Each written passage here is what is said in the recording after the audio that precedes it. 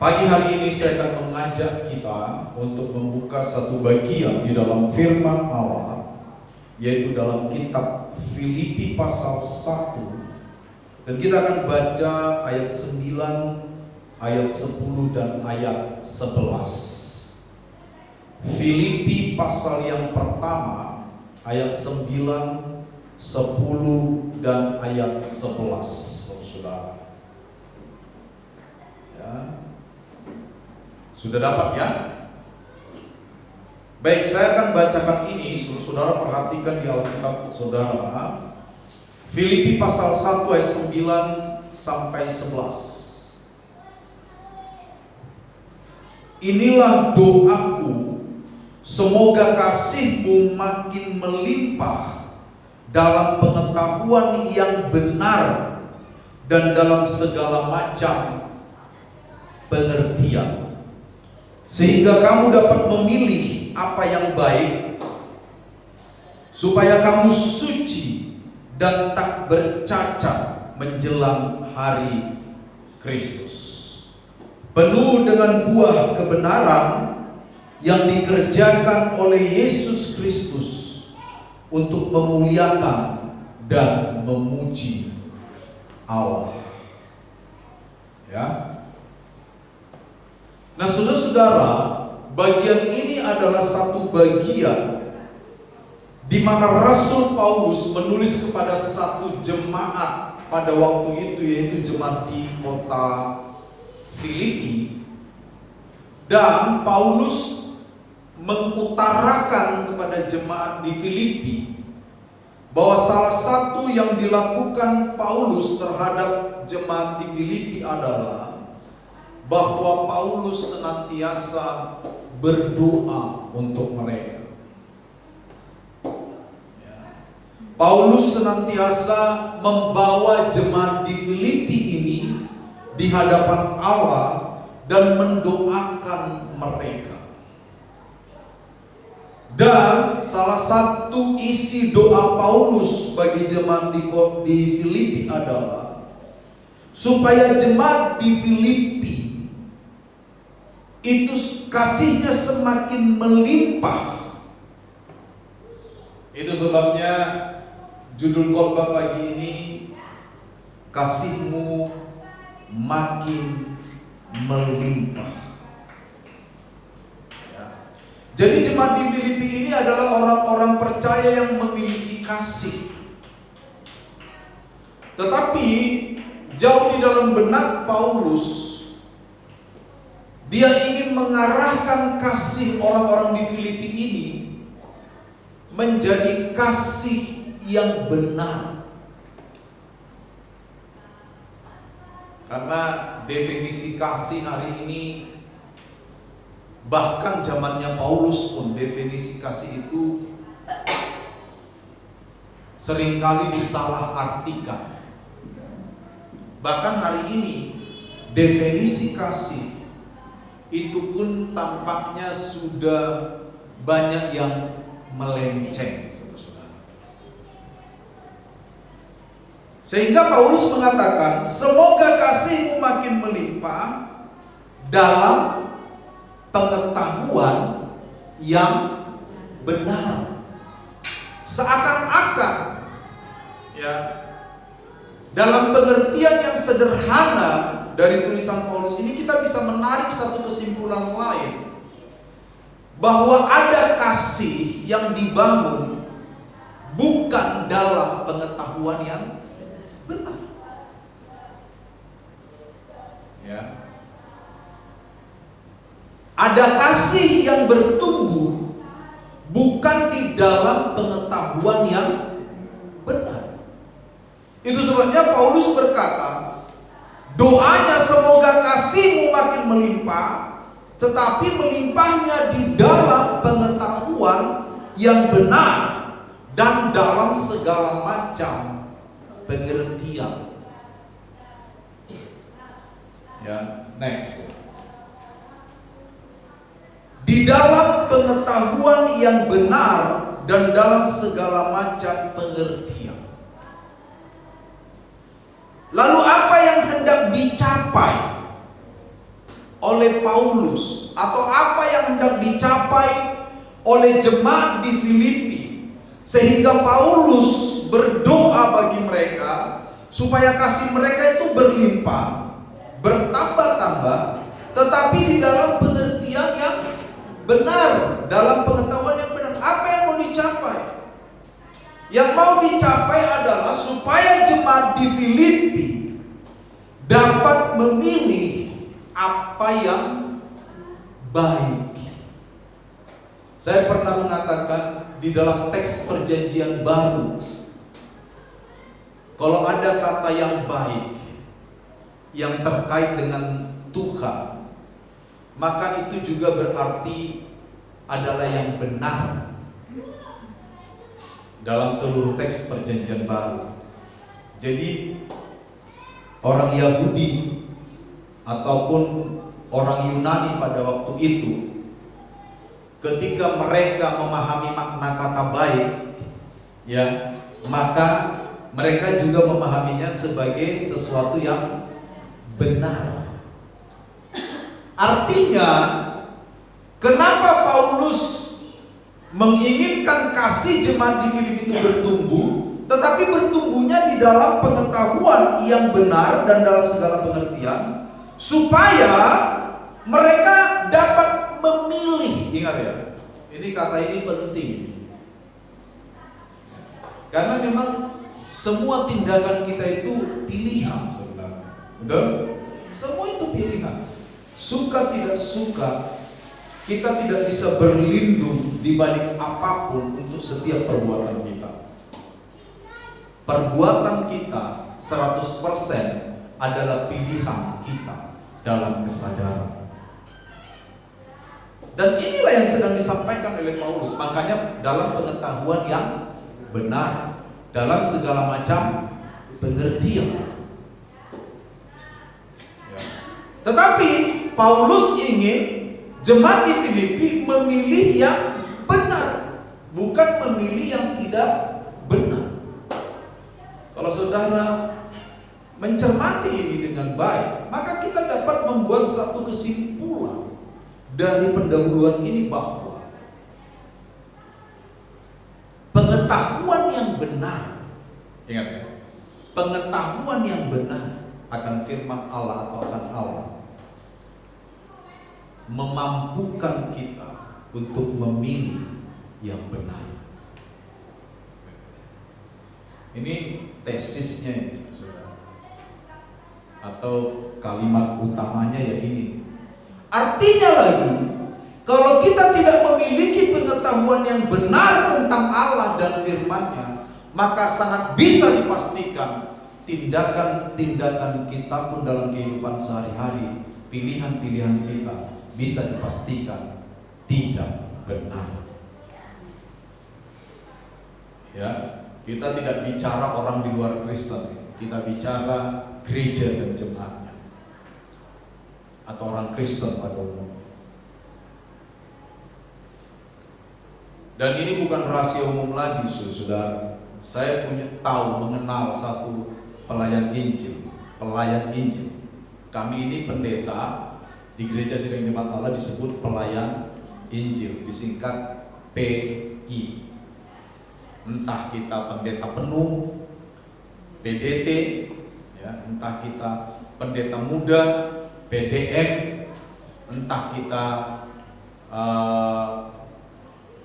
masih pendeta pembantu, bukan pembantu pendeta ya, pendeta pembantu, PDP, entah bagaimana istilah itu dulu muncul ya. Saya juga tidak tahu sejarahnya itu, kok bisa pendeta pembantu. PDP namanya. Jadi di GSC itu ada 4 jenjang kependetaan.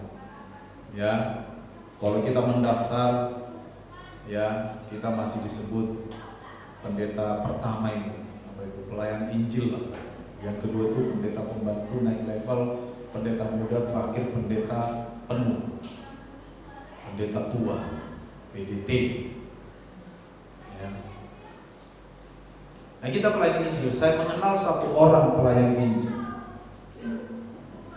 tapi ujung-ujungnya statusnya makjan, alamat, nggak kayak pendeta, bahkan nggak kayak orang Kristen, pelayan Injil. Kadang saya bertanya, kenapa orang, terlepas dia pendeta atau apa, pokoknya orang Kristen, bisa melakukan itu?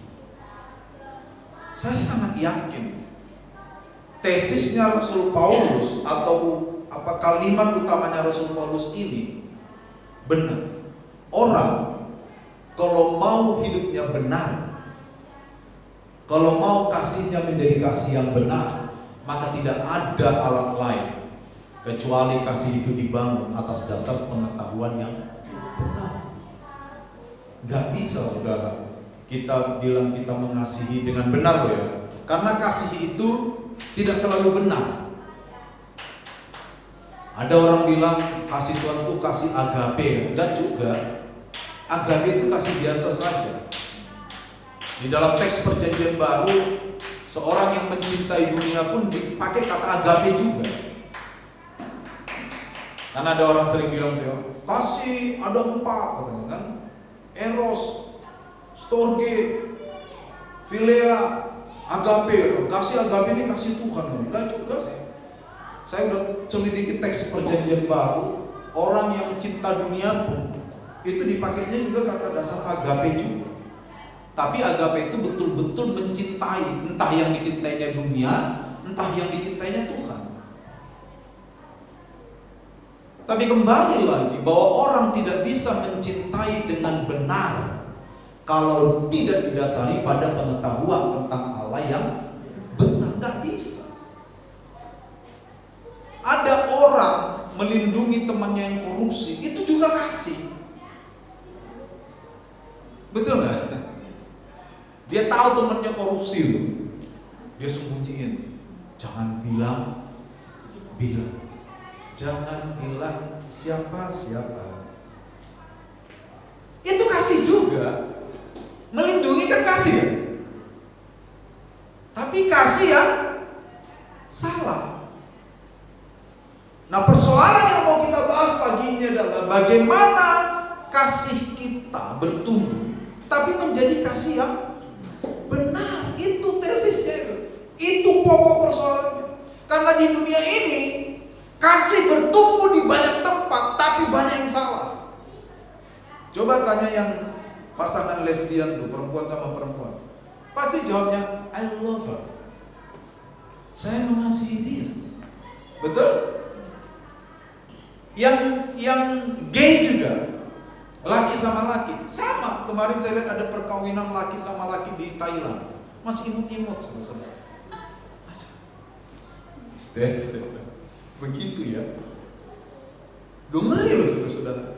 Dan itu aduh, imut banget itu. Sayang betul loh. Kalau dia bertumbuh dalam pengetahuan yang benar, pasti ganteng, bagus. Imut. Laki sama laki. Dan kalau ditanya mereka juga mengatasnamakan kasih. Dan salah satu dalil dari Kristen progresif yang kita bahas selama beberapa kali, itu juga begitu. Bahkan dikaitkan dengan kasih Tuhan. Orang-orang di Kristen progresif berkata, Tuhan itu penuh dengan kasih, maka manusia juga harus saling mengasihi. Jadi kalau dia si Adam mengasihi Steve, nggak apa-apa. Kan di Taman Eden itu dulu Adam and Eve kan, Adam dan Hawa. Kadang-kadang Adam and Steve itu. Jadi nggak apa-apa katanya. Jadi ada banyak definisi kasih yang tidak benar. Paulus tidak mau itu terjadi bagi jemaat di Filipi. Paulus ingin kasih mereka bertumbuh, tetapi kasih yang benar. Itu dia saudara. Next. Saudara-saudara, kasih tidak mungkin bertumbuh menjadi kasih yang benar tanpa pengetahuan yang benar tentang Allah dan firman-Nya. Gak mungkin. Kenapa begitu?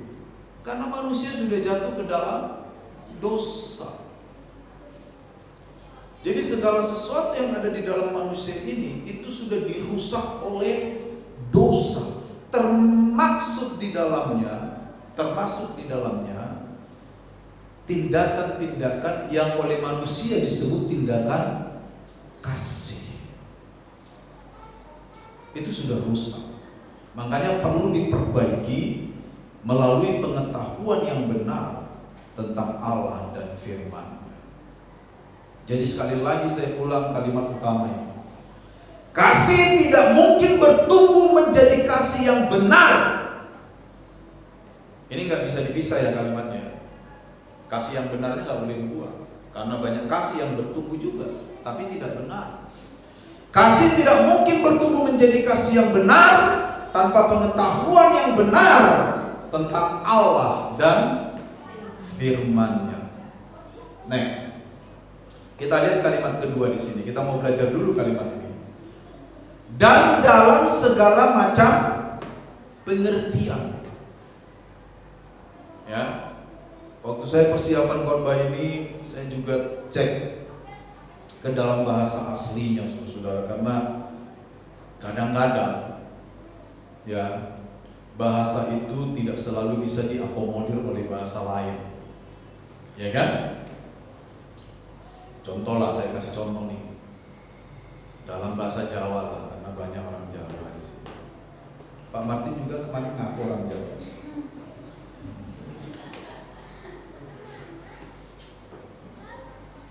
Padi itu bahasa Jawanya apa?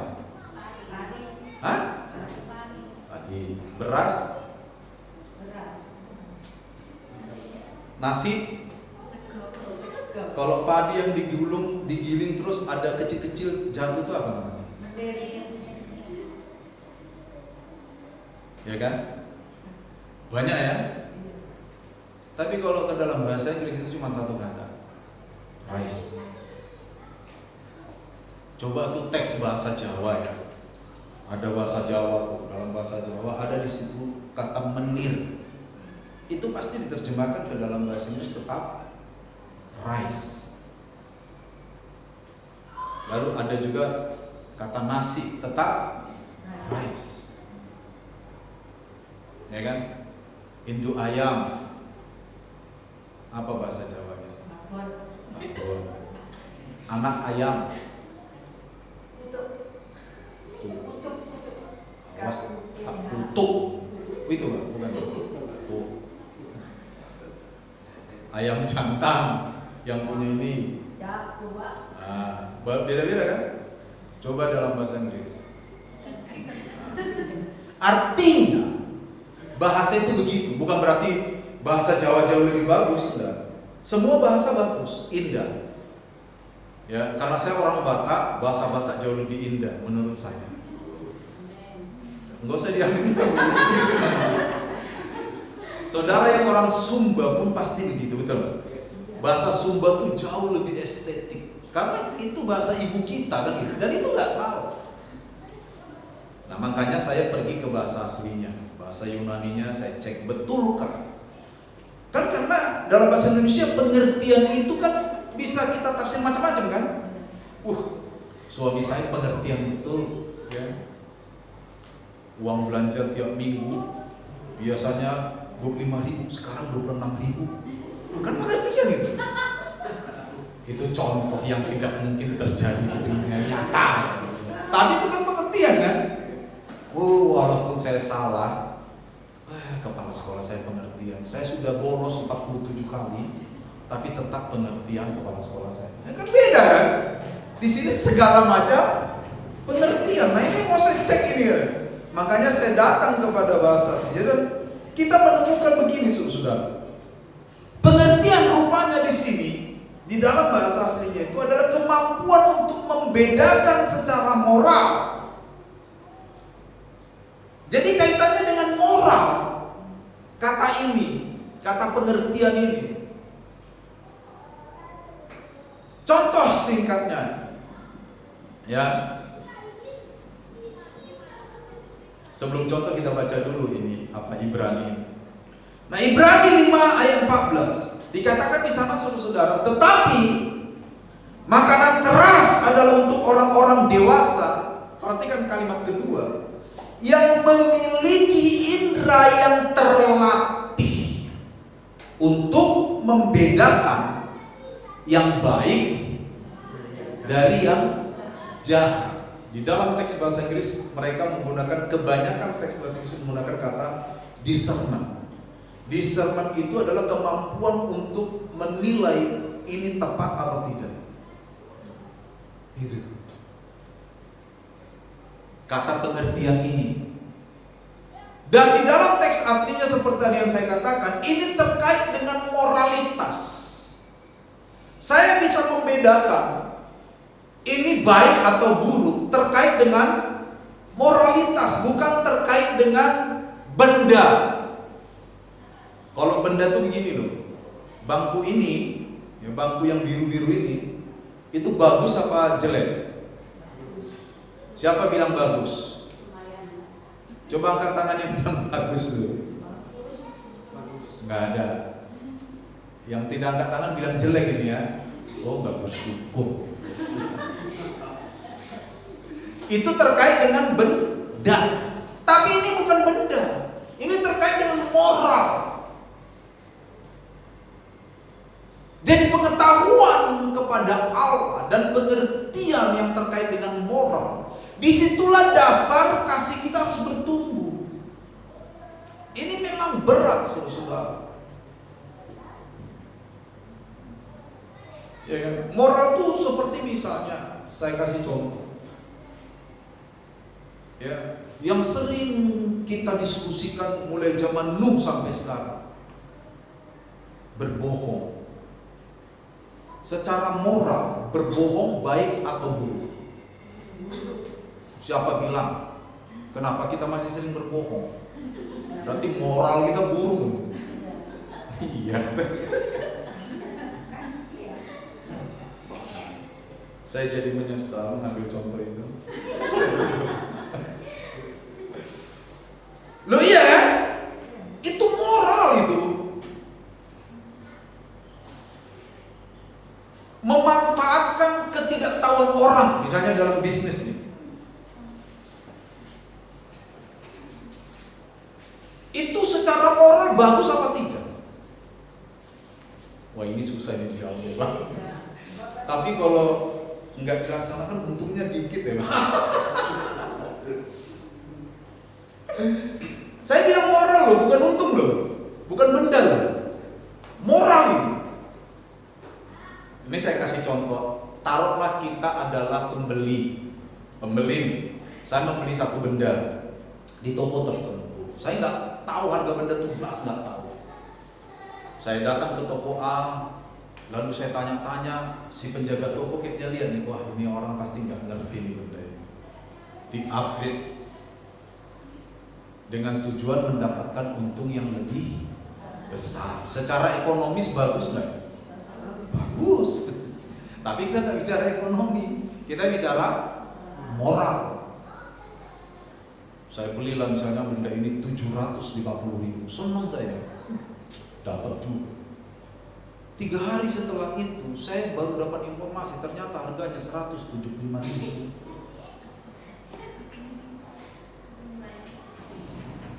Gimana hati saya? Ini saya sebagai pembeli atau saudara sebagai pembeli, gimana hati Anda? Ah, nggak apa-apa, biasa. Begitu? Jujurlah. Pasti ada sesuatu yang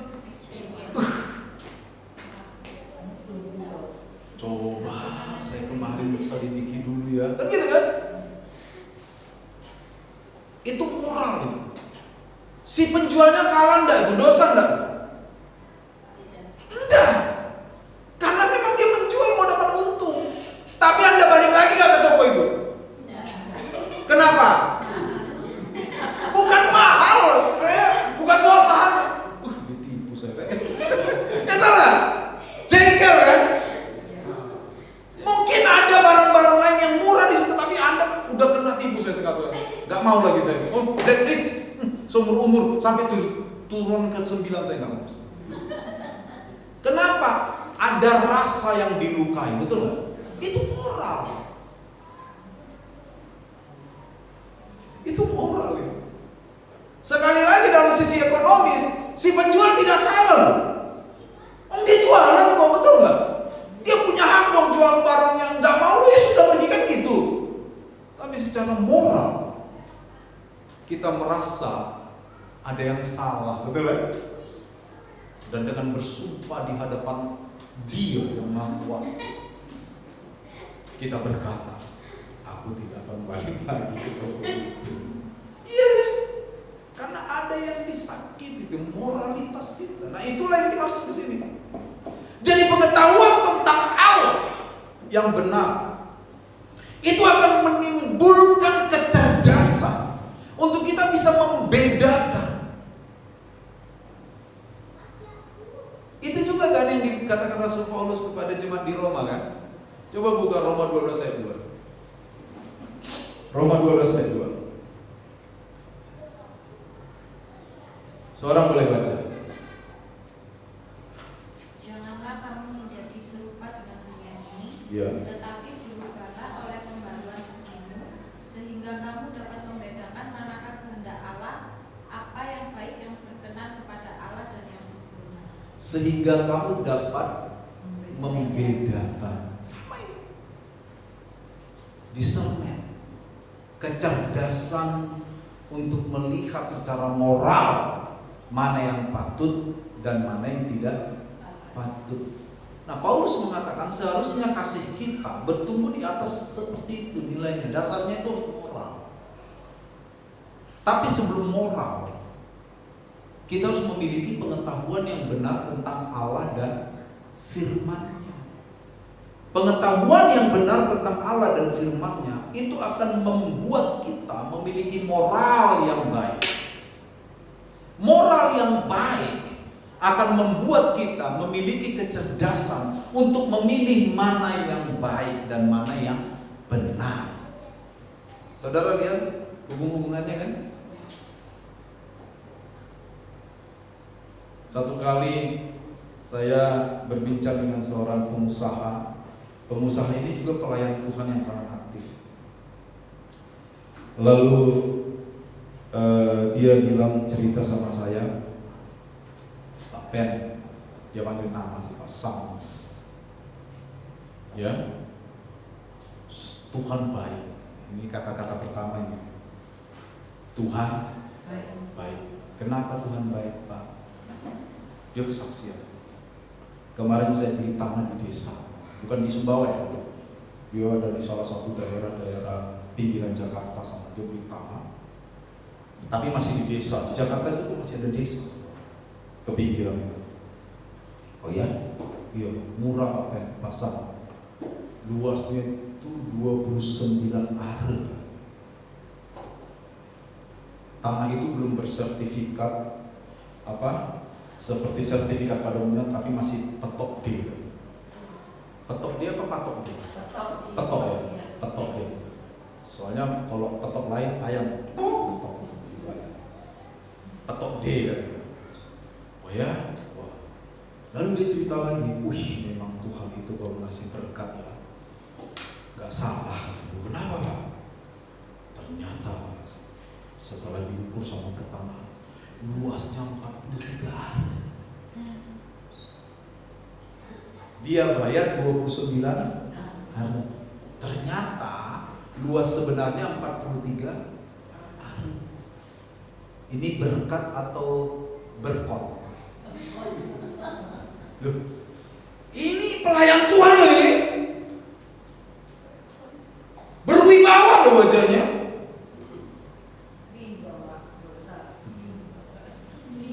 Dan dia cerita, terus saya bilang, bukannya yang benar itu diberitahu ya Pak ke pemiliknya bahwa ternyata surat tanah itu keliru, kan gitu kan? Bahwa selama ini luas tanah itu bukan 29 are, tapi 43 are. Maklumlah dulu kan karena petok D, mungkin masih zaman penjajahan Belanda dari orang tua ke orang tua, itu ngukurnya mungkin pakai ilmu ujung aja, 9 are lagi. Kan dulu belum ada pengukuran yang resmi kan. Tapi setelah diukur secara resmi oleh dinas pertanahan, 43 ayat. Dan dia berkata dengan lugas, jelas, tegas, dan penuh dengan kebahagiaan. Berkat Tuhan gak kemana.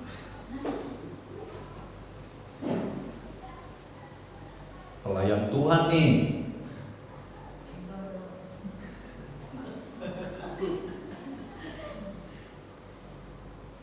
Kalau saudara di posisi dia, saudara ngapain? Gak usah jawab, saudara tahu. Pasti saudara akan datang ke pemiliknya, betul kan?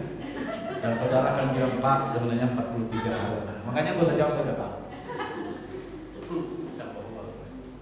Iya kan? Itulah kenapa penting sekali pengetahuan akan Allah dan firman-Nya yang benar. Karena pengetahuan akan Allah yang benar dan firman-Nya itu kan melahirkan moralitas yang benar. Moralitas yang benar akan memunculkan kasih yang benar. Kasih yang benar akan memampukan kita memilih yang benar. Itu kan tujuannya kan? Itu saudara. Begitulah sebenarnya urut-urutannya. Itu.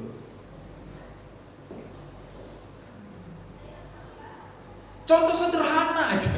Antri nih di peron, ini kan di peron. Misalnya kita di saya kemarin pulang dari Bali, saya antri di peron. Ada ibu-ibu motong saya, sebenarnya hati saya jengkel. Tapi karena dia ibu, saya lihat sudah. Tiba-tiba saudara, teman di depan Anda tuh ngeluarin sesuatu, jatuh uang 100.000. Tindakan kita yang paling cepat adalah ya, gitu kayak di TikTok, sampai dimakan durian habis sampai 2 hari 2 malam tetap di situ kan. Simpel saja itu. Kalau kita punya pengetahuan tentang Allah yang benar, lalu melahirkan pengertian yang benar, mampu membedakan secara moralitas kita benar, maka kasih kita akan timbul, betul lah. Kasih yang seperti apa? Kasihan nih orang, uangnya jatuh 100. Bu, uangnya jatuh 100. Apa tak bantu ambilin, potong 15%? Enggak Pak, saya aja ya sudah. Gitu kan? Tapi kalau iya Pak, tolong 15% dulu. Persetujuan kan? Moral yang benar akan menimbulkan kasih yang benar. Ini kan kasih yang benar kan? Lalu kasih yang benar akan menggerakkan kita untuk colek ibu itu atau bapak itu dan berkata, Pak, uangnya jatuh. Begitu saudara. Nah itu yang diinginkan Rasul Paulus kepada jemaat di Filipi. Ya, nah kata pengertian di sini di dalam seluruh teks perjanjian baru itu cuma dipakai 1 kali. Ya cuma di ayat ini. Karena kata ini penting sekali saudara. Jarang, bahkan cuma sekali dalam teks perjanjian baru dipakai kata pengertian ini. Ya.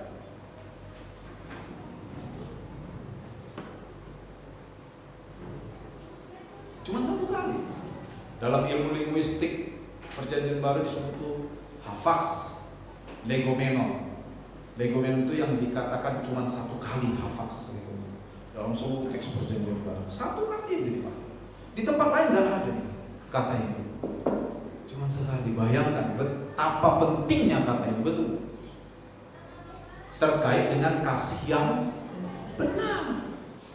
Diperlukan kemampuan membedakan yang benar atau moralitas yang benar. Moralitas yang benar didapat melalui pengetahuan akan Allah dan firman-Nya yang benar. Jadi untuk bertanya gitu, saya mengetahui tentang Allah dan firman yang benar, memunculkan moralitas yang benar, pengertian yang benar, moralitas yang benar menimbulkan kasih yang benar, kasih yang benar menimbulkan tindakan yang benar. Amin. Saudara udah capek, saya dulu. Ya, next. Nah, kasih yang tidak disertai dengan kecerdasan moral atau pengertian tadi itu akan berujung kepada hal-hal yang negatif. Dan ini sering terjadi sekarang. Banyak orang tua tidak memiliki kecerdasan moral yang tepat terkait dengan bagaimana mendidik anaknya, akhirnya anak tumbuh menjadi anak yang manja. Beberapa waktu lalu saya dengar Profesor Renald Kasali membuat semacam video singkat. Dia bilang, generasi stroberi itu tidak lahir begitu saja katanya. Generasi stroberi lahir karena ada orang tua stroberi. Saya bilang benar juga ya. Betul? Ya. Kasih yang tidak disertai dengan kecerdasan moral atau pengertian tadi, itu akan menimbulkan perlakuan yang berlebihan.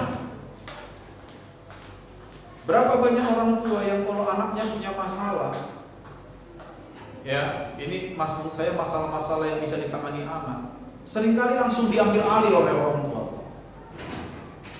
Tidak memberikan kesempatan kepada anaknya menyelesaikan persoalan itu dengan baik dan benar.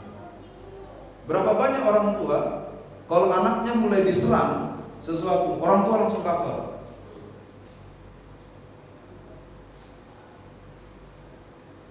Betul?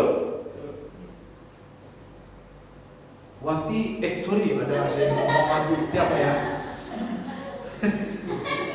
Siapa yang ada di sini? Susi. Ini Susi ini anak-anak nih. Anak lain. Susi, kamu kenapa datang terlambat? Ya ada mamanya. Oh, kemarin Susi itu pagi gini. Hati-hati. Susi tidak akan bertumbuh menjadi anak yang sehat moralnya. Karena apa-apa langsung di-cover orang tuanya. Biarkan Susi menjawab. Betul? Bukan Susi suami takut istri, bukan. Itu kan ada lagunya itu. Susi. Bukan itu. Iya kan? Biarkan anak itu belajar menjawab. Begitu salah, menjawabnya atau sikapnya salah, baru orang tua nasihati. Betul kan? Saya menemukan banyak orang tua begitu. Saking sayangnya sama anaknya nggak boleh disentuh sedikit pun perasaannya. Takutnya perasaan anaknya gawat, gegana, gelisah, galau, meramah. Hati-hati. Kasih moral yang tidak tepat menimbulkan kasih yang tidak tepat.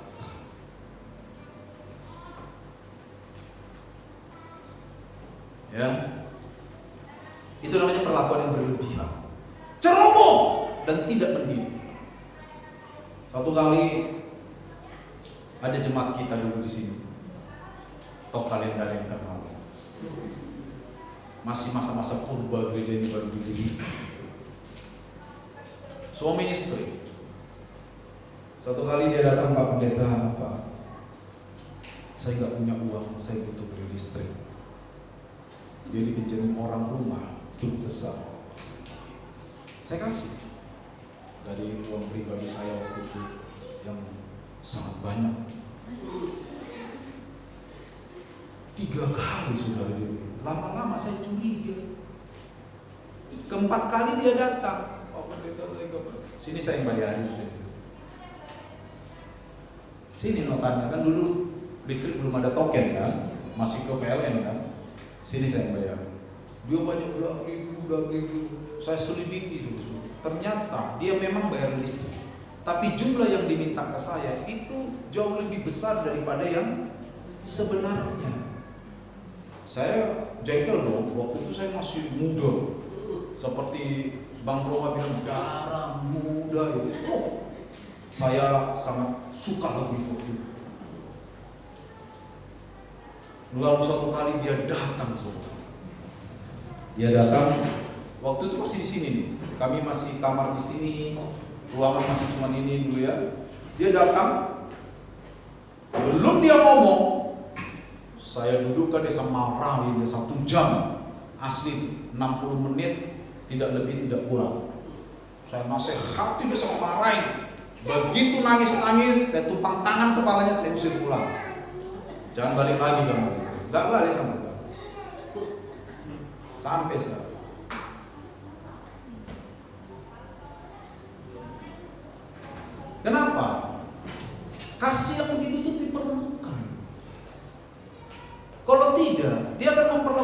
kan semua begitu. Pendeta itu kan bisa aja ditipu-tipu. Kan penuh kasih. Kan itu sering kan? Kata penuh kasih itu loh.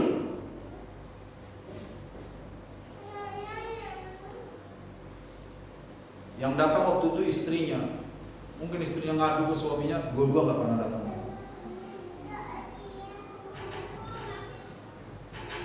Seperti itu saudara.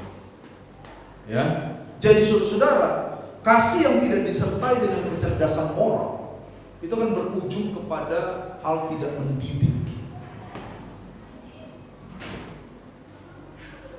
Dan saya banyak kali disalah mengerti bahkan oleh jemaat soal ini. Ini saya beritahu aja saudara. Banyak.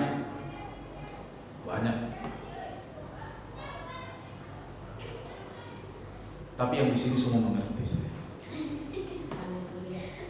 Next. Ini nggak boleh lama-lama di bagian ini. Seperti tadi saya katakan di awal, tujuan utamanya adalah dapat memilih apa yang baik, benar. Jadi itu urut-urutannya ya.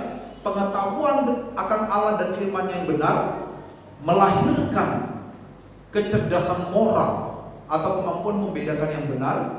Kemampuan membedakan yang benar akan menimbulkan atau melahirkan kasih yang benar. Kasih yang benar akan melahirkan tindakan yang benar. Lalu dikatakan di sini, dengan demikian katanya, kamu menjadi suci, tak bercacat, penuh dengan buah kebenaran dan memuliakan dan memuji Allah. Tetapi ada satu hal yang penting di sana. Satu anak kalimat yang juga sangat penting adalah dikatakan begini, supaya kamu suci dan tak bercacat menjelang hari Kristus. Ini di ayat ini, menjelang hari Kristus. Hari Kristus ini adalah kedatangan Kristus yang kedua kali. Jadi apa maksudnya ini saudara? Ya. Next. Maksudnya adalah sasaran akhir dari kasih yang melimpah tadi itu. Itu sasarannya nanti kekekalan.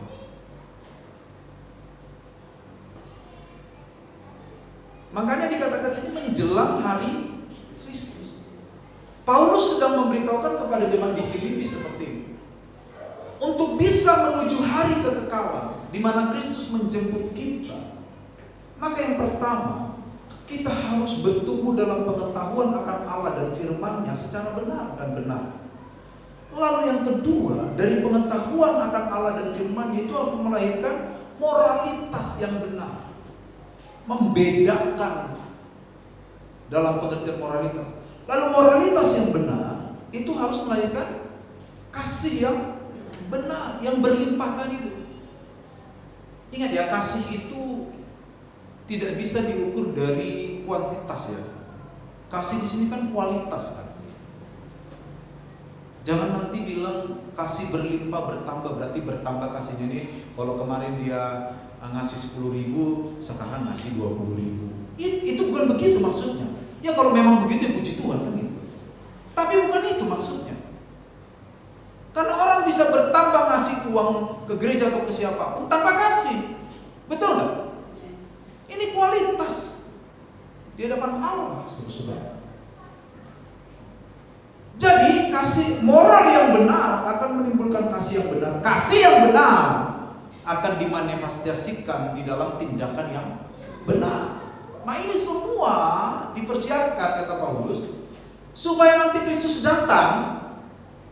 Jadi tujuannya, sasaran utamanya kemana? Kekekalan. Jadi luntur di sini doktrin yang bilang yang penting Kristen. Sekali Kristen tetap Kristen. Soal kelakuan ya namanya juga kita masih manusia. Itu tuh ukur langsung itu. Pokoknya satu kali saya diselamatkan, keselamatan saya akan tetap ada pada saya. Nggak peduli apapun saya lakukan. Gugur.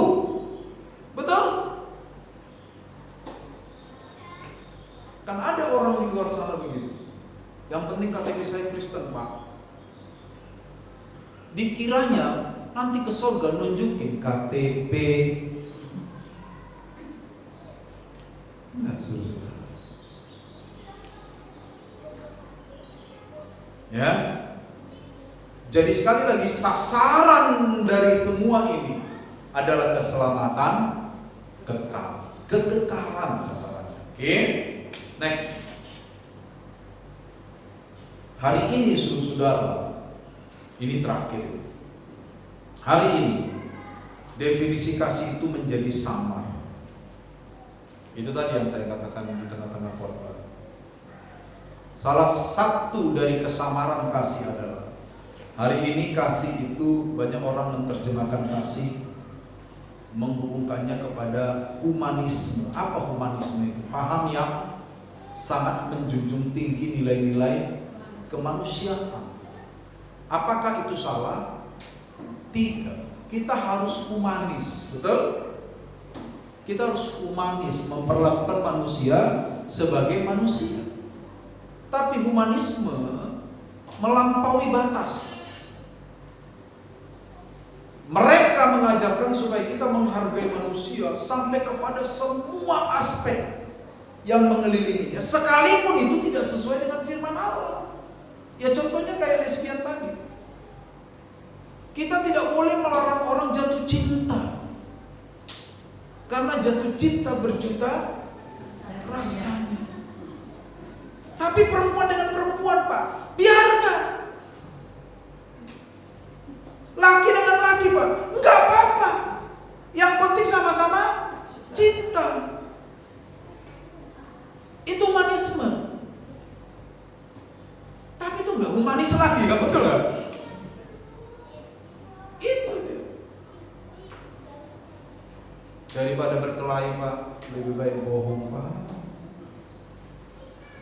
Itu humanisme. Ingat saudara, kalau Anda mau sembuh, Anda harus terbuka, betul? Betul? Kalau jiwa mau sembuh, nggak bisa kita menyembunyikan dosa, itu nggak bisa. Sama dengan dokter kan, kalau kita pergi ke rumah sakit, didiagnosa nggak penyakit kita? Sakitnya apa, Bu? Enggak lah dong. Nggak bisa dokter tanya sakit saya, itu rahasia saya. Dokter nggak perlu tahu, itu rahasia saya. Apakah dokter bilang mantap, langsung kasih parastamol 17 pak, kan gitu? Iya. Kalau mau sembuh ditanya, apa Pak penyakitnya? Cekot-cekot dong. Di mana? Di hidung. Oh, bisulan. Betul?